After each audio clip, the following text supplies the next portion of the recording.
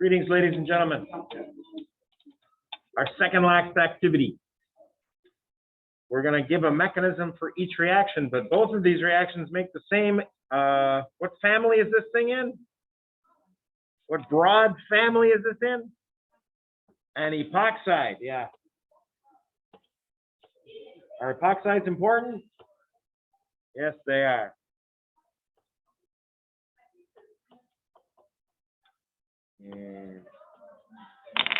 And what I'm going to do is, because we're back, we're sharing because we're caring, and we're going to start with E3-methyl-2-pentene. That's an alkene reacting with bromine in water. That's called bromine water. Water reacts with bromine first. Yeah, it's an oldie. This is one of our first mechanisms. Green for arrows is a good color. Blue. BR now has a leaving group on it. Well, it had a leaving group before. We just traded it for a new leaving group. And if you're curious, you get BR minus here, but you don't really need it. So I don't need to see it. You probably can't see it, so small. You need a lone pair on the BR because that's what helps avoid an octet violation.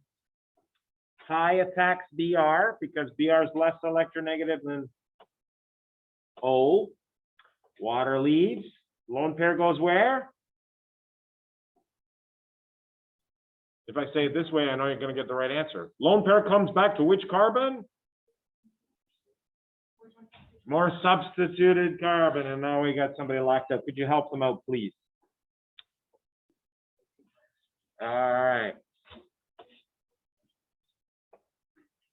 See what disruptions cause? Okay, so we're gonna have a triangle. Hey, today's a new triangle day, isn't it? So we're gonna have that. We're gonna have BR up top and down there, and it's a cyclic bromonium. And this one's all about cation stability. It's not about approachability. Remember, sometimes we open a triangle and it's based on which carbon's easier to get to. That was like for NGT, because we weren't looking at carbocations then. And this one, it doesn't look like we're looking at carbocations, but we are, because this thing has two resonance forms where the carbons are positive, and the tertiary one spends more time positive, right? So what is next? Backside attack on which carbon? More substituted, because it's about carbocations. Thank you. Remember that.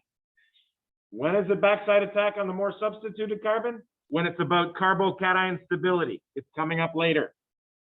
When is it approaching the least hindered carbon? When it's about approachability. You're not talking about carbocations anymore. They're both coming up real soon. The big finish. Yeah. Okay. So we're almost to our product. It is related to the product. Related to the product.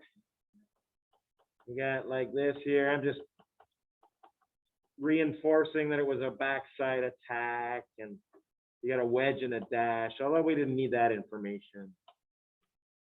How does one go from this to this? He wants BR minus to take the H. I'm going to offer two things that say BR minus not quite a great choice. BR minus is not quite as good a base as water. That's not a big issue because they're kind of similar, but there's a lot of water. That's the big one. I prefer water. On your final, if you use BR minus and your arrows are nice, I'm probably going to forgive you. There's a lot to keep track of for the final, right? And if your arrows are flowing nice, you do that once or twice, I'm going to forgive you. All right. So we're going to bring in a new water because we got water everywhere. We got OH2 right here with a lone pair. That's a wild arrow. There you go. And that's called a vicinal halohydrin. You remember those?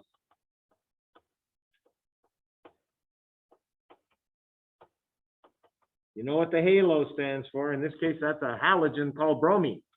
And a hydrogen's always an alcohol. I'm going to do some bookkeeping here. K, not our friend. K here, not our friend. It looks like the bond between O and H needs to break, so let's show it. I really didn't change anything in that molecule. I just showed the bond that I wasn't showing before. Guys, that is the chapter 4 review of the easiest variety, isn't it? 2 arrows and you're done. Acid base. Lone pair picks up a proton. O gets a new lone pair, becomes an anion.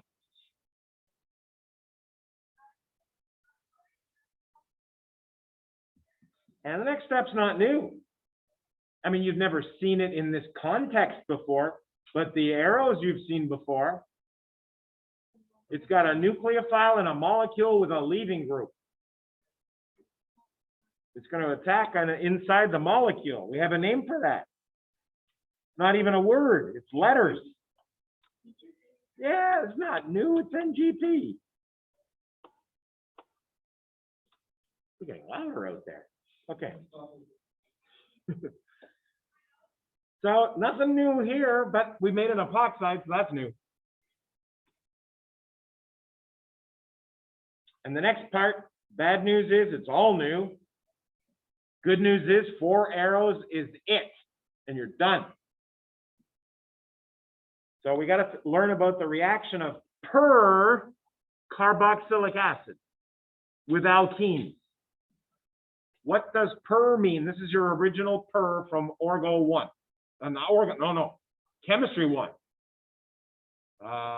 Perchloric acid compared to chloric acid. What's the difference? Extra oxygen. That was the context of that per. Per in general means more of, right?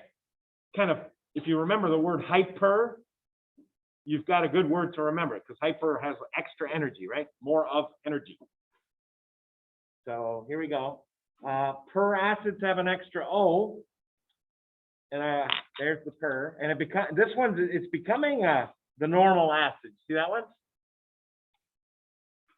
So which O has to go? That's a good question. Which O has to go? Which O became this O? The one in the who? Well, we got 3 in the middle here.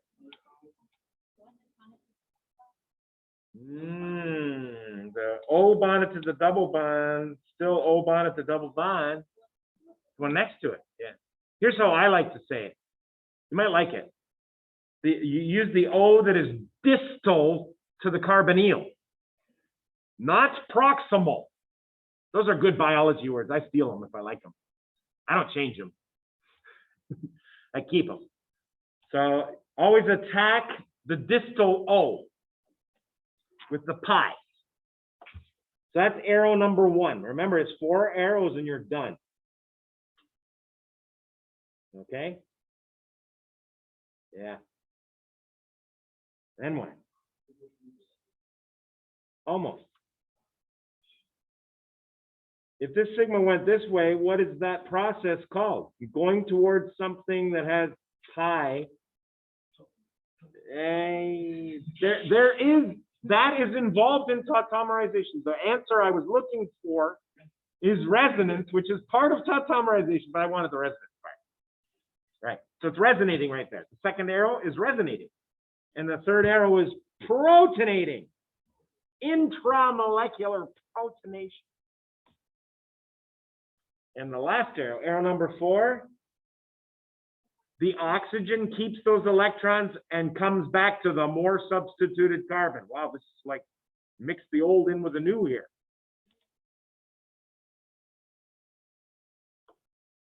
Okay, so there you go. So just remember, you don't need numbers on arrows ever, but I'm just going to describe them. The first arrow, you attacked the distal oxygen, right? The second arrow, you resonated in towards the carbonyl. The third arrow, the pi protonated from the acid. And the fourth arrow makes the bond to carbon. So little breakdown here. That bond came from the circled 4, right? And this bond came from the circled 1. Once again, I just need the 4 arrows from you. 2 points. It's very rare that a set of arrows is worth more than 1 point, but that's the whole mechanism here. I made it at least 2 points. Okay? It's going to show up on your final. There you go. Yeah, you see benzoic acid happening? This O is becoming an OH. There it is. This O became the carbonyl. There it is. The other O is over here now. It's attached to the pentene. And that's the end of that story. Learn the other with a T. Oh, wow. Other, it still looks like an F, I know. Per acids in chapter 11. Here they are. I'll summarize them. I won't draw them, but learn them.